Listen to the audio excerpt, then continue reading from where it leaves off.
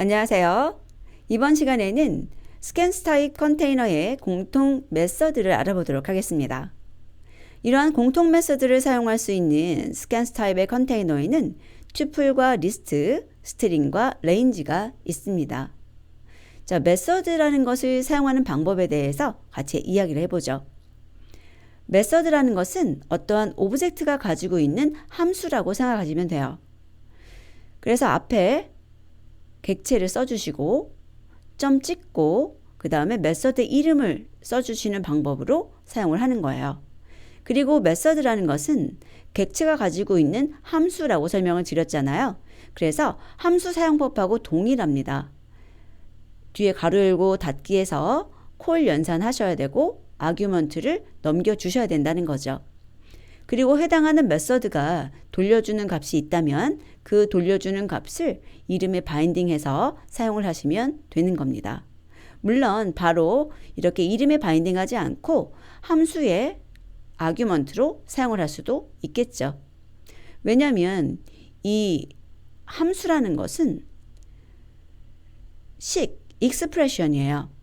그러니까 메서드도 함수랑 동일한 것이다. 다만 객체 안에 포함되어 있는 것이다 라고 했기 때문에 함수하고 동일하게 익스프레션으로 취급을 받는 겁니다.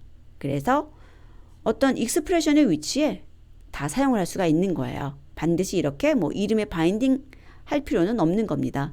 그런데 이제 대부분 이런 형식을 많이 취하니까 제가 이렇게 적어둔 것 뿐이에요.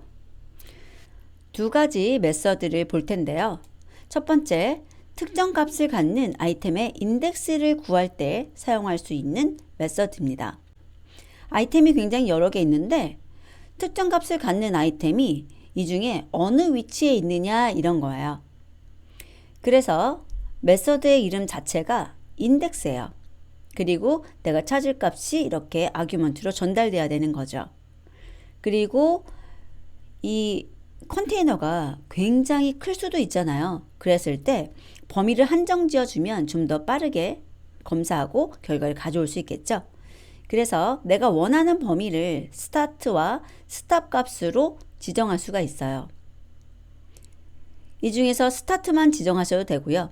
아니면 스타트와 스탑을 같이 지정하셔도 된다는 겁니다. 그리고 특정한 아이템이 몇 개나 포함되어 있는가 그 개수를 알아볼 수가 있어요. 그래서 컨테이너 뒤에 점 찍고 count라고 하는 메서드 이름 적어주시고 가로 속에 그 아이템을 넣어주시면 돼요.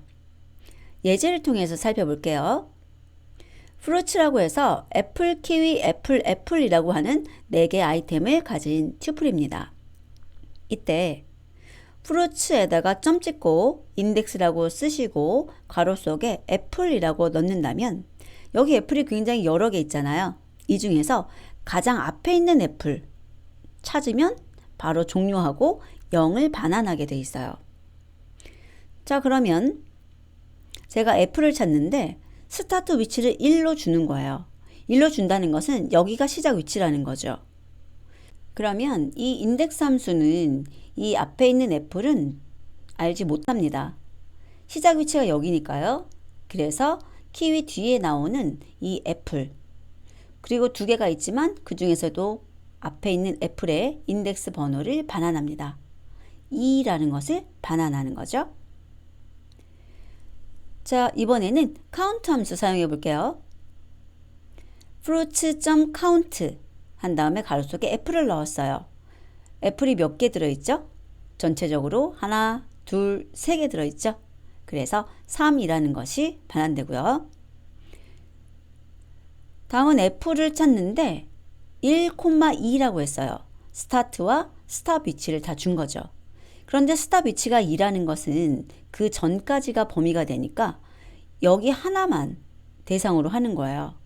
그리고 애플을 찾으려니까 애플이 없잖아요. 이럴 때는 오류가 발생합니다. value error라는 것이 발생해요. 그래서 튜플 안에 x가 들어있지 않다라고 저희에게 친절하게 알려주는 것이죠. 그래서 인덱스와 count 이 두 가지는 우리 프로그램에서 굉장히 많이 써요. 어떤 데이터의 위치가 어딘지 그것이 몇 번이나 중복됐는지 이런 것을 찾는 일은 빈번한 작업이라는 뜻입니다. 인덱스와 카운트 함수의 용도를 꼭 기억해 두시기 바랍니다. 다음 학습에서 뵙도록 하겠습니다.